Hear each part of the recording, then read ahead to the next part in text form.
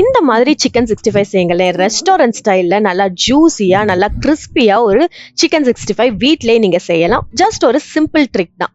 இதுக்கு ஒரு பவுல்ல கொஞ்சம் சால்ட், லெமன் ஜூஸ், வாட்டர் இதெல்லாம் ஆட் பண்ணி நம்ம நல்லா வாஷ் பண்ண சிக்கன் கியூப்ஸ் எல்லாத்தையும் இதில் வந்து 1 hour மேரினேட் பண்ணுவோம். சைடில் அது மேரினேட் ஆன பிறகு இன்னொன்று ஒரு பவுலில் கொஞ்சம் இஞ்சி பூண்டு பேஸ்ட், வத்தப்பொடி, சில்லி பவுடர், பெப்பர் ஆட் பண்ணுறது ஆப்ஷனல் தான், சால்ட் இதெல்லாம் ஆட் செஞ்சுட்டு கொஞ்சம் ஆயில் ஊற்றி நல்லா மிக்ஸ் பண்ணிக்கோங்க. இந்த பேஸ்ட்டோட இந்த சிக்கனையும் நல்லா மேரினேட் பண்ணிக்கோங்க. இதை எல்லாத்தையும் நல்லா வந்து ஒரு 1 hour மேரினேட் பண்ண பிறகு நீங்கள் ஃப்ரை பண்ணுற டைமில் கொஞ்சம் மைதா, அரிசி மாவு ஆரல்ஸ் நீங்கள் மைதாக்கு பதிலாக கடலை மாவு கூட நீங்கள் ஆட் பண்ணிக்கிடலாம்.